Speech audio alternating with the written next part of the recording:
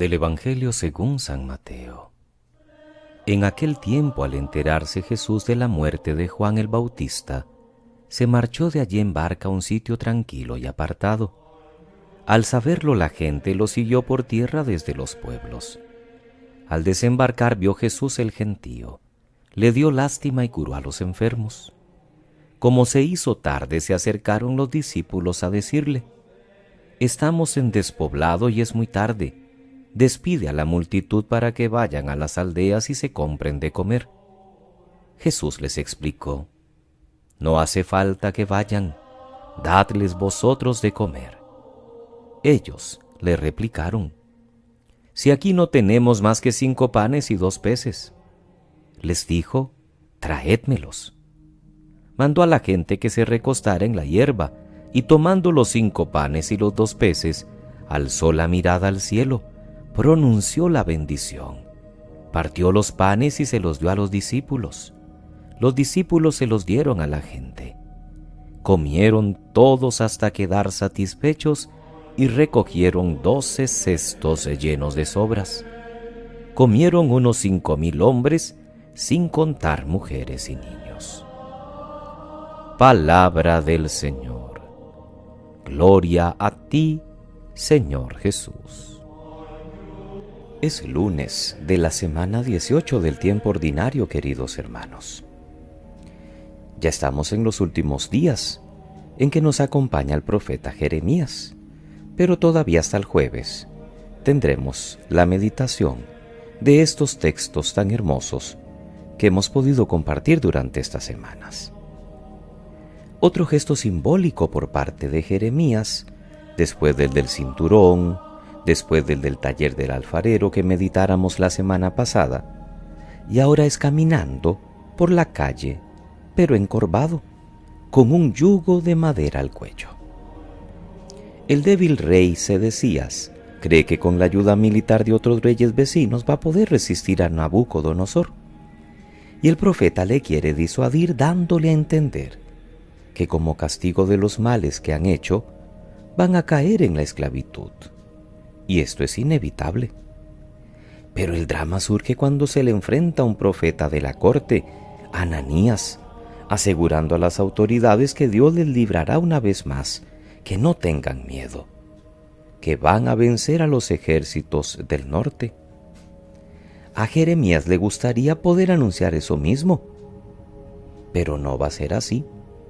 Cuando Ananías rompe el yugo de madera, Jeremías de momento se retira, pero luego, iluminado por una nueva voz de Dios, anuncia no un yugo de madera, sino uno de hierro, y adelanta que el propio Ananías va a morir muy pronto.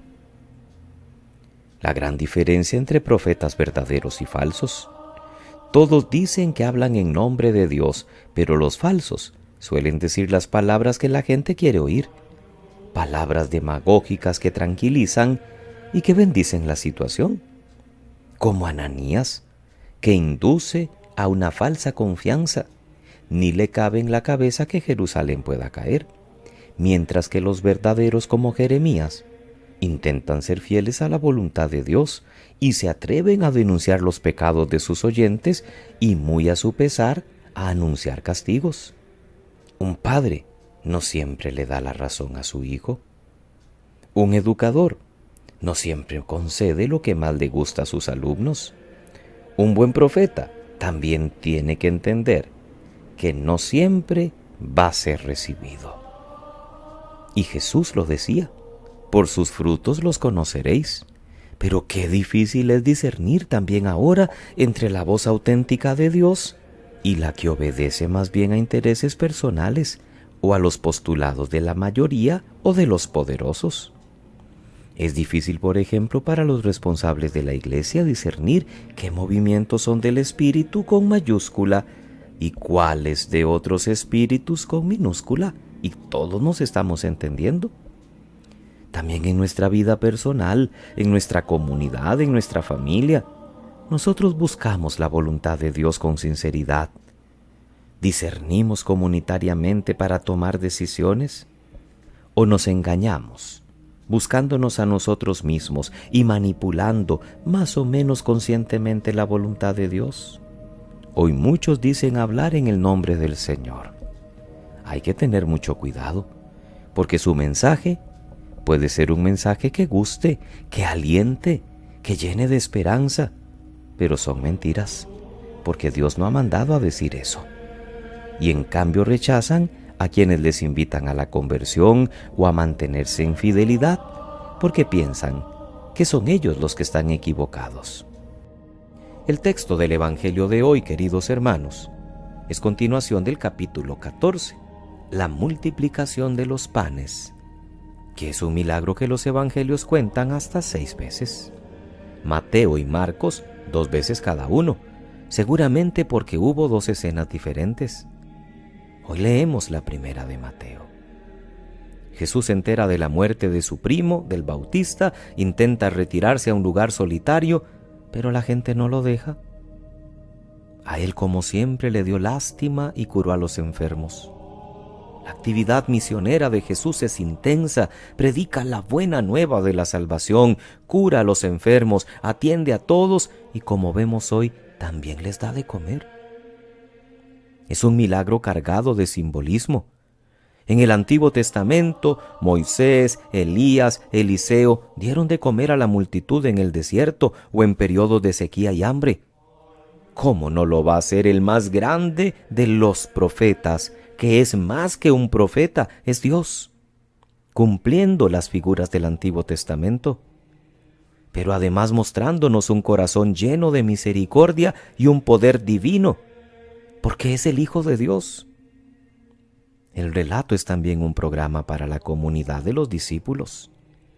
Ante todo, el lenguaje del Evangelio se parece mucho al de nuestras Eucaristías. Tomó, pronunció la bendición, partió, se los dio.